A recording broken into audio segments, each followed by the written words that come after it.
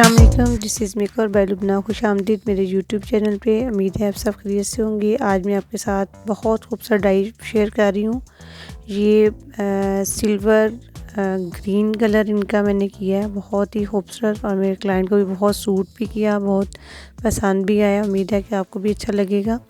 जी, मेरे क्लाइंट के नीचे से आप देखें कॉपर टिंट बहुत ज़्यादा है, ग्रे कवरेज भी है, और ऊपर से रूट से 100% ग्रे है, और जो बाकी मिड वाले बाल हैं वो तकरीबन 4-4 इंच जो है इनके ब्लैक है, नीचे से कॉपर टून है। सबसे पहले इसके सेक्शन मैंने किए, क्राउन एरिया 2 हिस्सों में किया और 8 टू 8 2 हिस्सों में किया। बैक में मिड में मैंने एक हिस्सा रखा।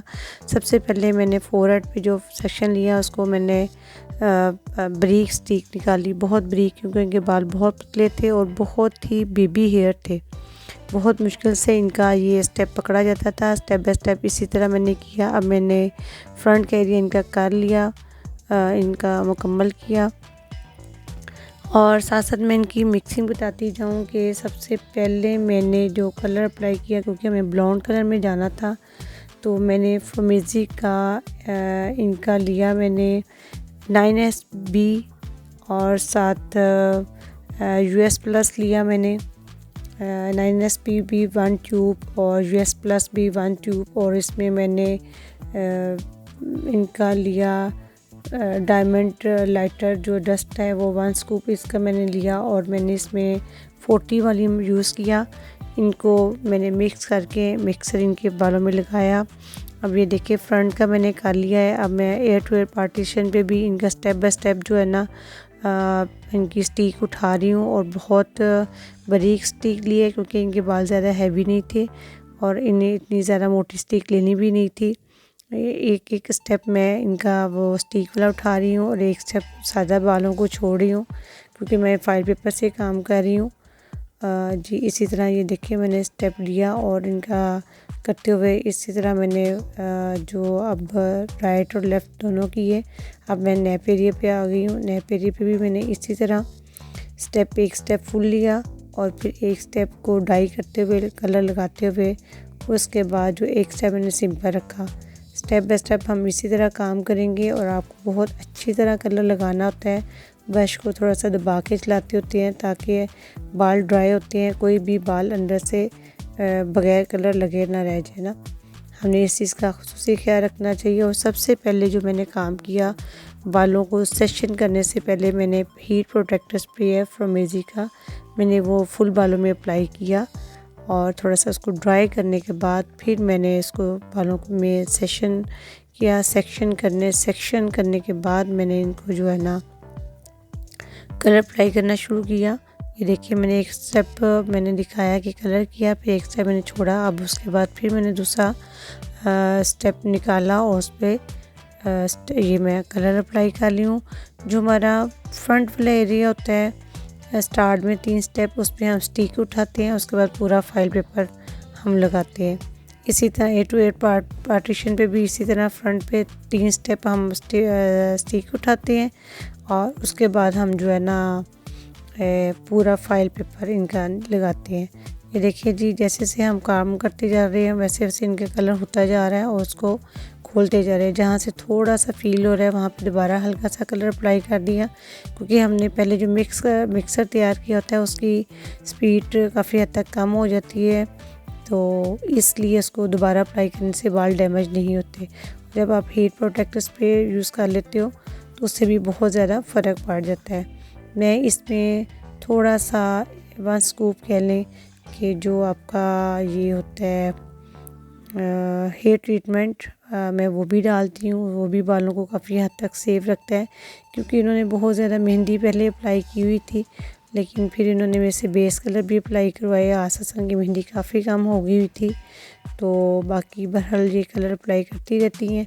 तो अब इन्हें ये था कि मैंने बेस कलर भी करना है, रूट टचिंग भी करनी है, और साथ मैंने स्टिक भी करनी है। तो इनका रूट टचिंग मैंने पहले कर दी थी तकरीबन 2 दिन पहले, और इनके 100% ग्रे कवरेज थे, तो उस पर मैंने अप्लाई किया था इनका 6.00।